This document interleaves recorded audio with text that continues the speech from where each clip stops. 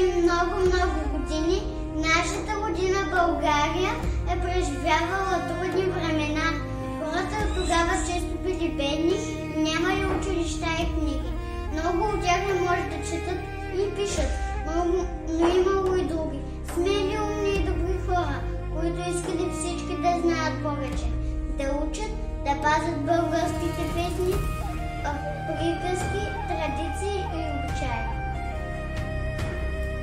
Тези хора наричаме будители. Те са будили народа, техните умове и сърца. Те са помагали на хората да станат по-силни и по-добри, чрез знания и дух.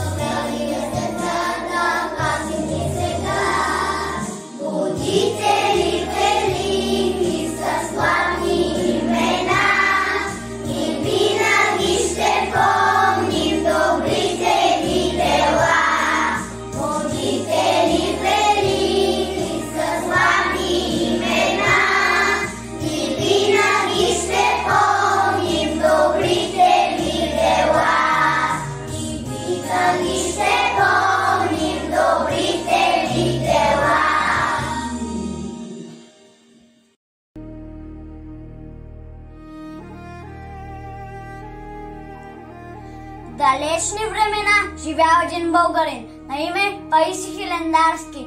Той бил монах. Паисий много обичал България, но тогава хората често забравяли кои са, защото няма училища и книги на български.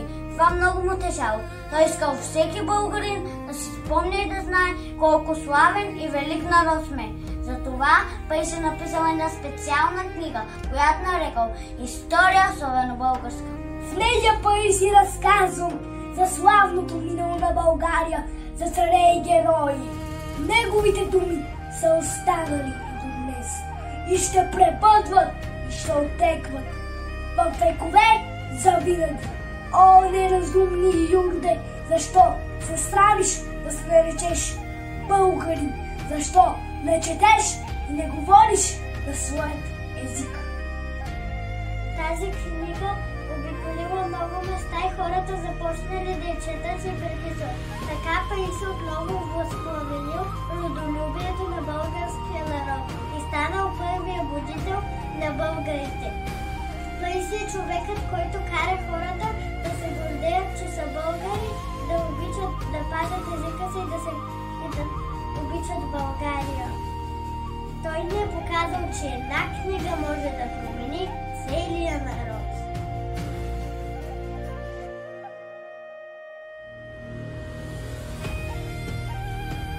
Друг достоен българин, чието дело става в историята е Петър Берон.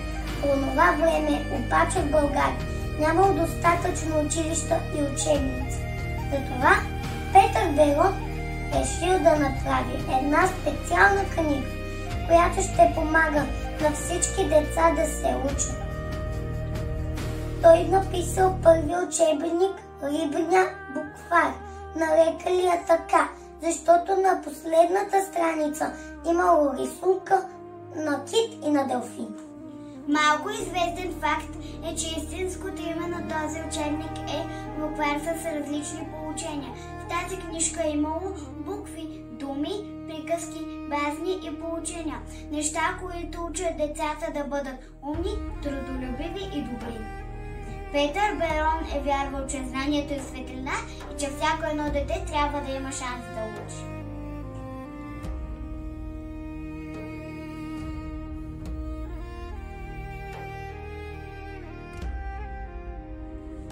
Заслугата за първия по рода си фолклорен сборник на братя Миладинови. Те били Димитър и Константин Миладинови. Двама братя, които много обичали България, български език, фолклор, традиции и обичаи. Тази книга се нарича български народни песни. Братята вярвали, че народа трябва да пази своите думи, песни и традиции, защото с тях живее българския дух.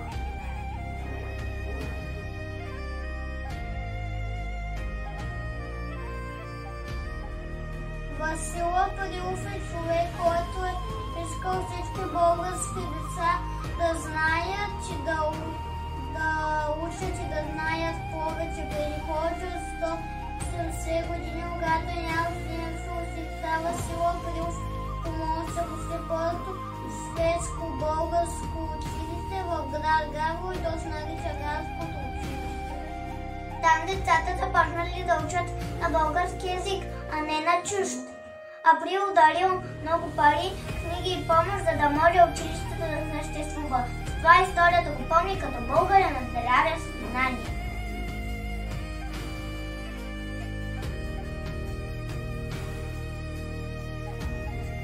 Евлоги и Христо Георгиеви са двама братя от град Карлово. Те много обичали България, но и двамата станали богати търговци, защото били умни и работливи, но те не мислили само за себе си, искали да помагат на хората и на децата да се учат. Братята дали много пари, за да построят училища, църкви и болници, за да могат българските деца да учат в чужбина. Благодарение на тях са построили първия български университет. Вярвали, че знанието е образованието и прави народа сила.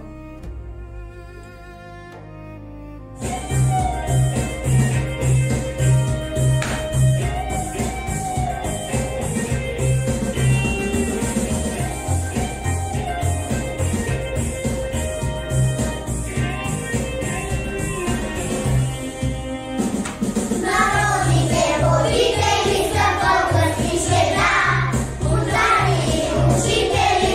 учители,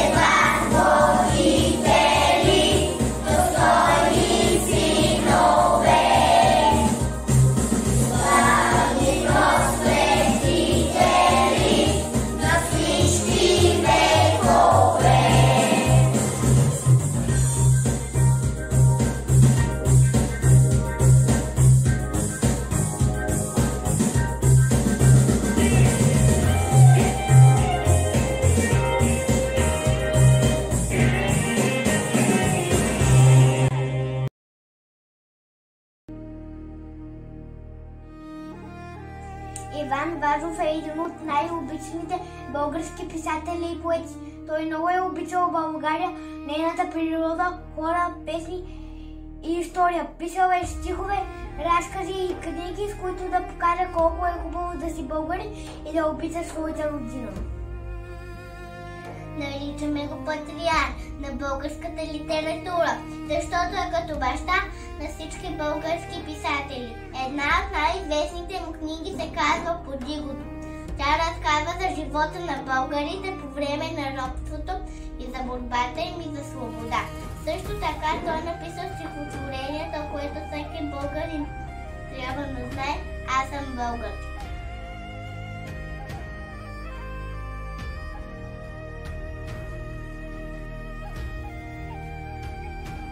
Но както е имало непримирими мъже, така е имало и непримирими жени.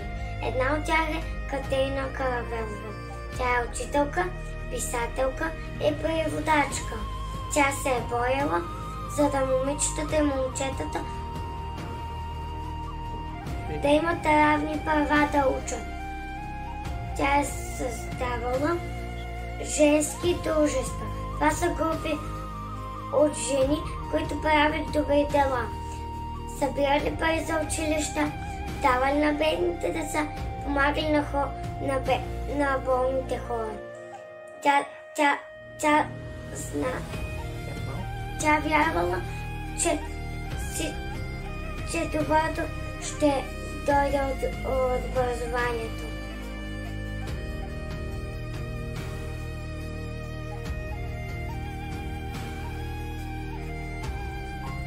Елеонора, по-късно наречена българска, идва от далечна Германия и е можела да цени богатства и охолства, но избира да живее в България и става царица на българите. В дните на война тя захвърлила красивите рокли и облякла медицинска униформа, грижейки се за бедните и ранените хора.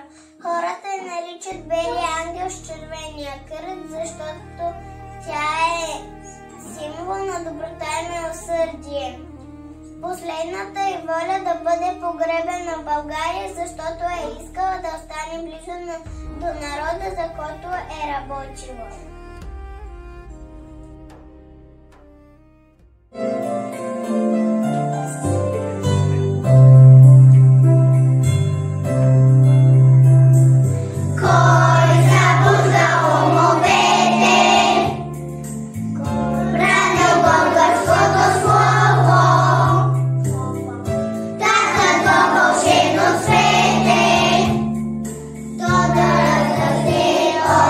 Отново